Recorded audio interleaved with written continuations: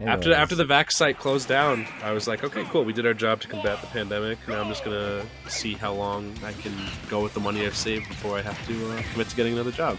Totally, dude. I mean, and that's all you can really do, right? It's not like. In the meantime, trying to make this commentary / editing / esports stream work a little bit before I have to delve back into the world of job hunting. Yeah, man, it is quite the world.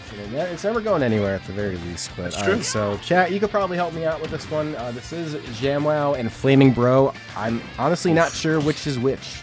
So if you know FlamingBro is a hero. Oh man, wow! I actually can't tell because so the last time I've seen XiammWow play was Zero Suit. So I'm not too sure which one. Because I was gonna say I know XiammWow. XiammWow plays ZSS. Yeah, just neither of these are ZSS, so... I'm assuming XiammWow's the Diddy, just because if you play ZSS, I cannot see you sinking to becoming a hero player. Not to bag on hero players or anything, I'm just saying Diddy's definitely, I think, a little higher on the tier list than Hero is, but that's debatable for hero mains, too, so... Well, there's a lot of variables there for Hero, and Diddy, I feel like, is sort of on the come-up now, especially you got, like, the likes of Tweak really starting to push it, and of course, like, Rivers, who's been pushing it with Diddy, and there's just so much, like, potential in the character in terms of creative. Diddy just won the biggest pot Smash tournament ever. Like basically fighting through a bunch of DLC. So I mean, that's gotta tell you something. He's got some favorable. His matchup spread is honestly like incredible. He only loses to like a few weirdo matchups and character. It's mostly small annoying characters that have zoning tools that Diddy kind of struggles against. But if it's like a traditional top tier that's taller than Diddy. Diddy has one of the best whiff punish tools in the game. He has one of the best ledge trap. Oh, we're just alright. We'll take a second to wait. We're good. I love moments like that, man. Yo, that was a crazy conversion. The ones that make me look at the screen and have to double check if the stream froze, or if like something froze. But anyways, I appreciate the patience, and I do think I got confirmation in an indirect way that FlamingBro is indeed the hero. Yeah, he's the hero. Which makes sense. FlamingBro definitely a hero player tag. I agree.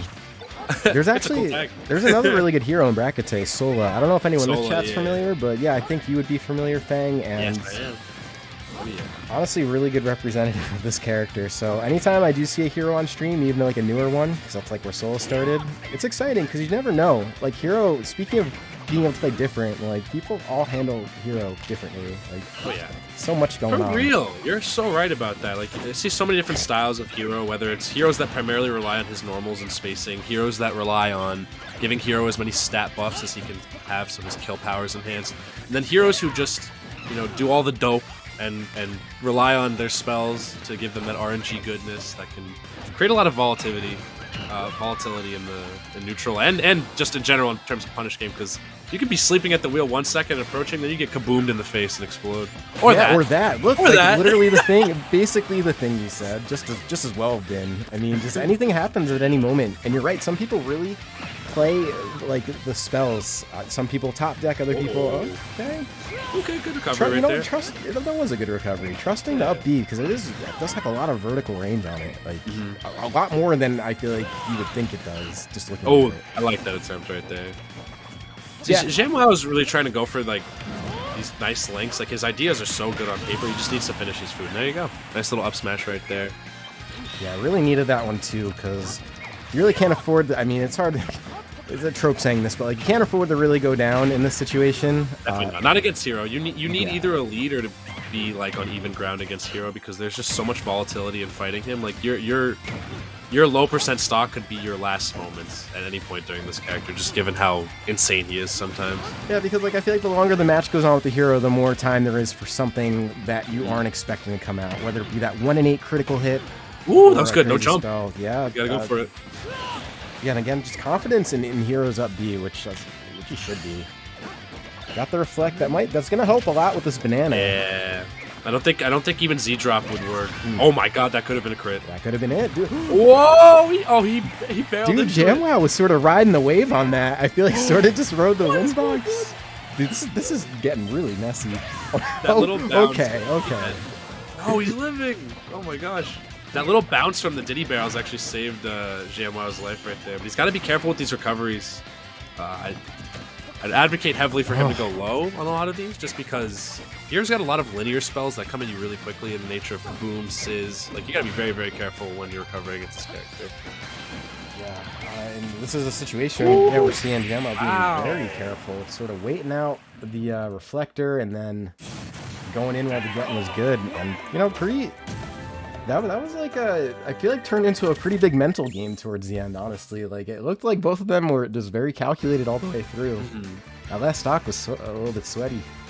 Really clutch by XiammWow right there. Just, I like the fact that he ran into FlamingBro right there, just because the only thing that would have gotten him off his back was get up attack there. But if he rolled in any direction, XiammWow was prepared for either neutral get up or roll back.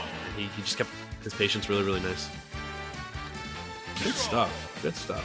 Yeah, I don't think this is... It looked like there was some hesitance there, but I wouldn't see a reason to ever, like, switch a character when a game's that close. Yeah, like, for sure. Diddy can do it for sure. I feel like the things that XiammWow could tighten up on are just not recovering as low, or not recovering as horizontal to the stage, and also just being careful. Being a little more cautious when Hero is doing stuff, especially when you're approaching. Stuff like that could happen. You just get thwacked at 0 and you just die. You really just don't know. Don't. Oh! Wow, that was a fantastic play coming out from Jam. That was just really... It looked fully expected, well executed, timed, all that. So now FlamingBro is really going to have a little bit of a hill to climb here. But again, we've been saying it all set. Really, anything happens at any moment. Hero's the guy you want when a situation ends up like this. I love that monkey flip ledge cancel into the forward air. That was really slick. But yeah, Banana's going to be a little bit of a non-factor. I like the Z drop there because as long as it hits the ground, like, it's still an active tool that can trip up Hero. All right, and he's got some extra speed here. Does have Diddy follow it out. Had the right idea, was chasing. Woo! Fantastic back air. Wasn't just a nice back air, it was fantastic.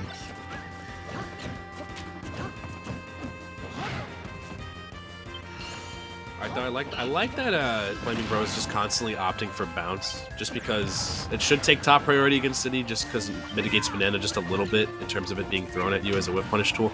But it doesn't help if you run into it. Yeah, doesn't do much there, but it's even good just to kind of get, especially against Diddy, because that Banana's always out, but just in general, man, like, you gotta have that reflect on because it just takes it out of the rotation of spells, and yeah, that's a solid punish on that. Ill-advised F smash, but ends up living to fight another 2 days in this case. Oh yeah. Yep, yeah, there you go. That's he had bounce up, so he should have actually approached right after that. Well, third time's a charm, I guess, with that up smash, because gonna get it one way or another, and here we go. Nice little conversion off that banana drop. And the damage mounts.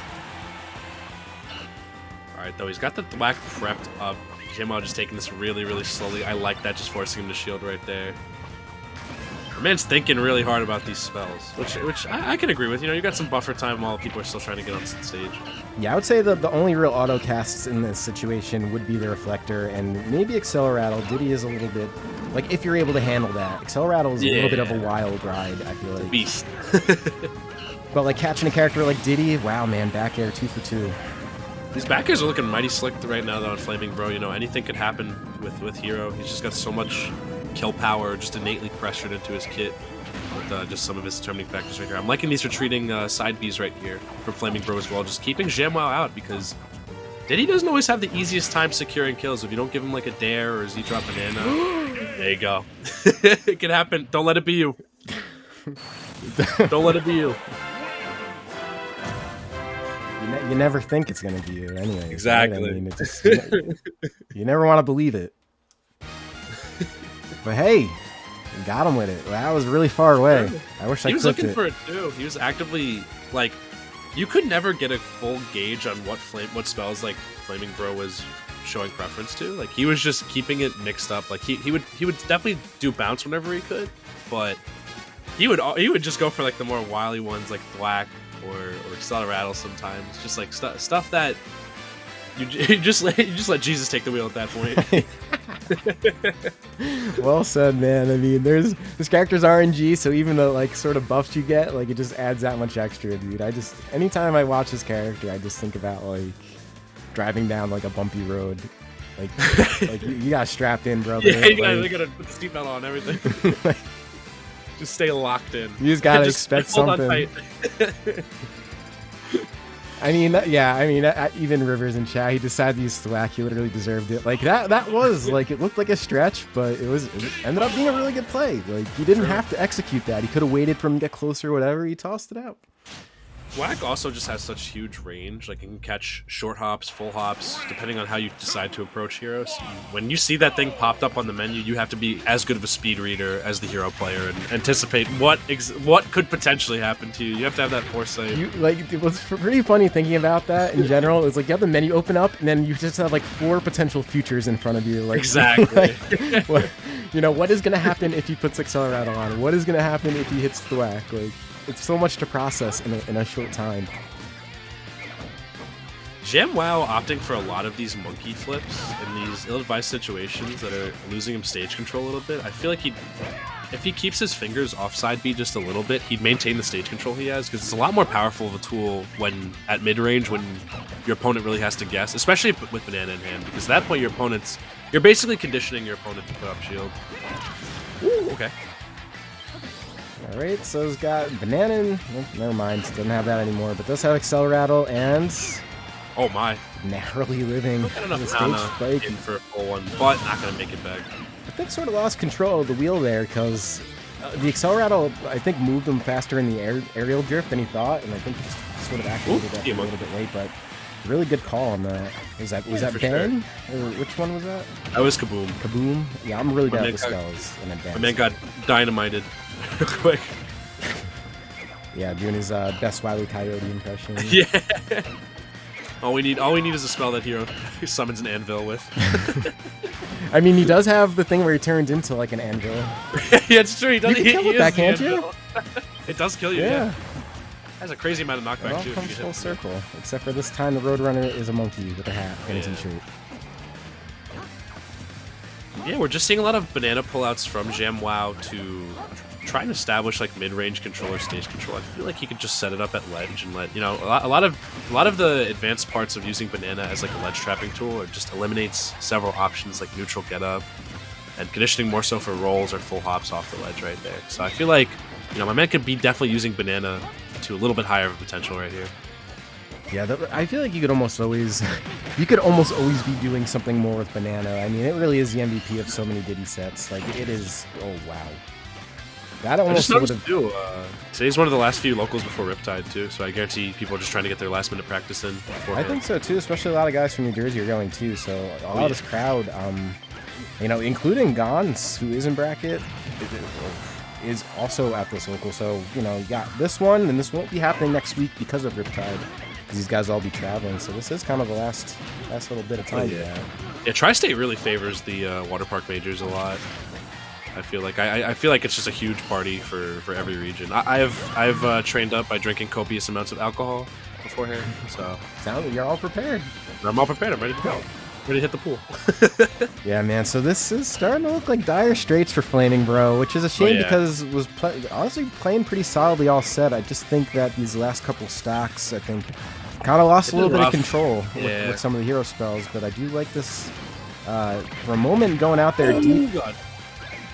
Because that's where he's going to have to get it done, I think. He's going to have to... It could be tough to catch on to Diddy. Just because he's so short, a lot of his gameplay favors on being grounded in neutral. So you really don't have a chance to anti-air or land on him because he is one of the best out-of-shield punishes in the game, given with banana or up smash or other stuff like that. Like, you definitely have to err on the side of caution. I feel like FlamingBro could have maybe relied a little bit less on spells, maybe a little more on side B, since it's probably one of the best options to catch an opponent who's either approaching you linearly or just using it to establish more space between him and XiammWow. But other than that, like, he managed a lot of his spells well. We had some funny, goofy, wacky smash moments with the thwack being thrown out, but I feel like just a little more restraint and better move usage. I didn't see any neutral B. I didn't see any side B really a lot to condition XiammWow to be a little bit more, because Diddy's conditioning you to spend most of your time in shield. You want to scare him a little bit too, because Hero has some good ranged options to do so as well. But